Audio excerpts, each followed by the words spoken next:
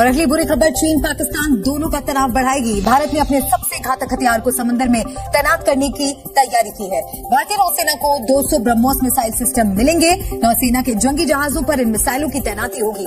800 kilometre से ज्यादा दूर तक हमले की क्षमता के साथ ये सबसे लंबी रेंज की ब्रह्मोस मिसाइल है।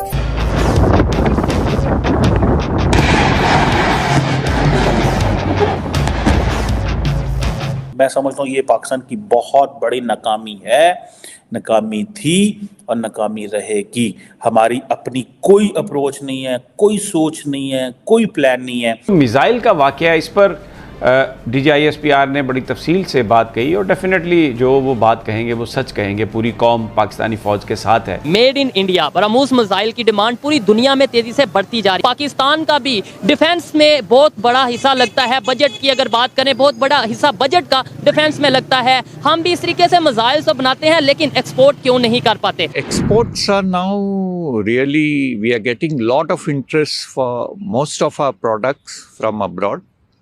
And I'm sure over the coming years, exports are going to become a very important part of our portfolio. So Pakistan की जो पॉलिटिक्स थी वो सिर्फ और सिर्फ नरेंद्र मोदी के एक्शंस के ऊपर डिपेंडेड है। जो एक्शन करते हैं उसका रिएक्शन दे रहा है। हमारा अपना कोई माइंडसेट नहीं है, कोई सोच नहीं रही, हमारी कोई ऑब्जर्वेशन नहीं है क्या होगा, हमें कुछ पता नहीं क्या होगा। What India will decide, हम उस हिसाब से रिएक्ट करेंगे। ये है हमारी टोटल अप्रोच। जो इंडिया डिसाइड करेगा हम वो करेंगे, इसके अलावा हमारे पास कुछ भी नहीं है। और ये जो हुकूमत आ रही है, जो सबसे बड़ी मुझे परेशानी लग रही है, ये इतनी डिवाइडेड है, इतनी ज़्यादा डिवाइडेड है, इतने इसके मामलात खराब हैं कि आई डोंट फाइंड। ब्रह्मोस की शुरुआती रेंज 290 किलोमीटर से करीब 3 गुना ज्यादा दूर तक नई मिसाइल अटैक करेगी। आसान भाषा में मिसाइल की घातक शक्ति को समझिए। मुंबई से पाकिस्तान के कराची शहर की दूरी करीब 900 किलोमीटर है और ब्रह्मोस की मदद से कोई युद्धपोत मुंबई के तट से ही कराची तक हमला कर पाएगा। ये मिसाइल अब भारतीय युद्धपोत के लिए दूसरे शिप या फिर जमीनी हमले का मुख्य हथियार होगा। कुल मिलाकर 19,000 करोड़ रुपए की मिसाइल डील हुई है। ब्रह्मोस, एरोस्पेस और रक्षा मंत्रालय के बीच ये सौदा हुआ है। We have also now receiving interest for BrahMos. Of course, we have exported to Philippines and we are receiving interest for other countries. Akash is seeing lot of interest. So going forward, lot of our products will get export orders. कोई India के अंदर आए रोज, कभी Greece, आज देखिए Greece के prime minister आए हुए हैं वहाँ पे, ठीक है जी। और दूसरा ये है कि रोज कोई ना कोई वहाँ पे आया होता है। दे आर इमर्जिंग ग्लोबली, बहुत हाई है। मैं आपको एक बात बताऊं, म्यूनिख सिक्योरिटी कॉन्फ्रेंस हुई है, म्यूनिख के अंदर एक पाकिस्तानी वहाँ पे नहीं था। इंडिया के थिंक टैंक्स, इंडिया के मीडिया, इंडिया का फॉरेन ऑफिस, उनकी लीडरशिप वहाँ पे मौजूद थी। इवन बांग्लादेश वहाँ मौजूद था, एक भी पाकिस्तानी नहीं था। क्यों? हम घर में लड़ाइयाँ कर रहे हैं, असी करो एक दूसरे नाल, जो हम कहते हैं ना कि वो दस्तों गिरेबान है एक दूसरे के साथ। That's what we are doing. हम ये दस्तों गिरेबान है एक दूसरे के साथ, इसके अलावा हम कुछ भी नहीं कर रहे और हमारे पास और कोई चॉइस ही नहीं है और हम क्या करें और क्या ना करें।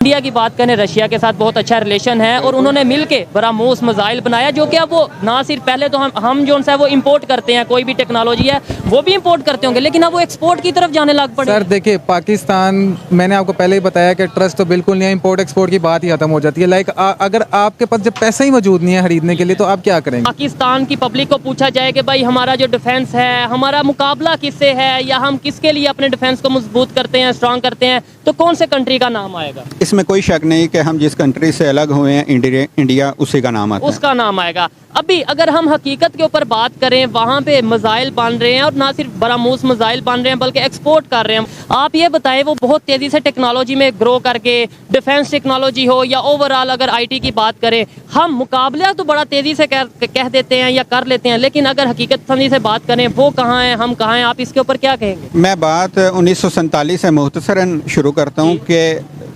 23 साल बाद 1971 में बांग्लादेश हमसे अलग हुए हैं। उसकी एक मेन वजह जो कि आज तक जिसका मसला रहा है कि हम बने तो इस्लाम के नाम पे थे कि लेकिन हम कौमियत और लसानियत, इन बुनियादों पे हम बिखर गई हैं। उस वक्त भी नारा लगा था कि इधर हम उधर तुम। अच्छा ठीक है। नहीं आज बात देखें ना, आपकी बात अपनी जगह बजाय, आपकी अपनी ओपिनियन है, टेक्नोलॉजी की बात हुई है, हम वहाँ पे इस्लाम को अगर ले आएंगे तो आपको नहीं लगता शायद इसी वजह से हम टेक्नोलॉजी में पीछे रहते हैं? नहीं भाईजान, इस्लाम के अगर इस्लामी कंट्रीज़ को देखें तो बांग्लादेश इस्लामी मुल्क है, वो हमसे काफ़ी आगे है। यही कह रहा हूँ ना, क्योंकि वो हर चीज़ में इस्लाम को नहीं लेके आता, इस्लाम को वो प्रैक्टिस करते हैं, बड़ा रिस्पेक्ट भी करते होंगे, लेकिन वो जहाँ पे प्रैक्टिकली कुछ करना है वो हम हर चीज़ में, अभी मैं आपसे कोई भी किसी से क्वेश्चन करता हूँ टेक्नोलॉजी का, एजुकेशन का, हेल्थ का, वो इस्लाम को पहले हम ले आते हैं, लेकिन प्रैक्टिकली उसके ऊपर कुछ मजहब को हम ले आते हैं, प्रैक्टिकली हम कुछ करते नहीं। एग्री करेंगे या नहीं करेंगे? बकौल कायद-ए-आज़म रहमतुल्लाह अलैह हमें एक ऐसी दरसगाह चाहिए, एक ऐसी अमली गाह चाहिए जहां हम इस्लाम के असूलों को आजमा सकें। जबरदस्त, ऐसे ही है। क्या आप समझते हैं कि पाकिस्तान एक अमली तौर पे एक इस्लामी रियासत है? मैं तो यही तो कह रहा हूँ कि हम प्रैक्टिकली कुछ करते नहीं हैं। पाकिस्तान का मतलब क्या, ला इलाहा इल्लल्लाह, और अभी यहाँ पे आप देख लें कौन सा काम है जो बाकी सब इस्लामी ममालिक का आप मुआजना कर लें और पाकिस्तान का कर लें, रमज़ान आता है तो वहाँ एक माह पहले सब्सिडी शुरू हो जाती है। पाकिस्तान में जो कि इस्लाम के नाम पे बना था, यहाँ रमज़ान आता है तो एक माह पहले ज़हीरा अंदोज़ी शुरू हो जाती है। लेकिन सबसे ज्यादा मजहब इस्लाम, मोहब्बत भी हम ही करते हैं। ये भी आप इस चीज से भी एग्री करेंगे कि नहीं? कोई शक नहीं। टेक्नोलॉजी के ऊपर ही आते हैं, जाहिर बात है मजहब के हवाले से ज्यादा डिस्कशन नॉलेज ना होने की वजह से नहीं करनी चाहिए। ये बताएं, टेक्नोलॉजी में हम मुकाबला तो करते हैं इंडिया का, प्रैक्टिकली हकीकत पसंदी के साथ देखा जाए, क्या आज हमारा उनके साथ मुकाबला बन रहा है? हमारा कोई मुकाबला नहीं है। ठीक है, क्या वजह उसकी? हम वहाँ के आईटी सेक्टर को देखें तो पूरी दुनिया में जो इंडियंस हैं वो आईटी की बड़ी बड़ी जो कंपनीज हैं, आप देखे होंगे सुंदर पिचाई, ये और कई नाम है इस तरह के, बड़े नाम, ये सीईओ रह चुके हैं, और पाकिस्तानियों का इसमें कोई मुकाबला नहीं है। ये मेरे लिए भी शर्म वाली बात है। नो डाउट मुकाबला होना चाहिए, कॉम्पिटिटिव वे में अगर बात करें, प्रोडक्टिव वे में, पॉजिटिव वे में बात करें, मुकाबला टेक्नोलॉजी में, आईटी में होना चाहिए। वहाँ पे हम मुकाबला क्यों नहीं कर पा रहे? कौन सी ऐसे इश्यूज हैं कि हम पीछे रह गए, वो आगे निकल के, ना सिर्फ आगे बल्कि बहुत आगे निकल गए? हमारा दूसरे ममालिक के साथ ताल्लुकात, वो उस तरीके से, हमारी फॉरेन पॉलिसी को आज़ाद होना चाहिए। ये कुछ चीज़ें हैं जिनको अगर पाकिस्तान अगर फॉरेन पॉलिसी को आज़ाद रखता है, अगर बिल्कुल इसे एक तरफ जानबदार बायस नहीं हो जाता किसी मुल्क की तरफ, तो फिर ये आगे बढ़ेगा। जैसे इंडिया की अगर बात करें, वो रशिया के साथ भी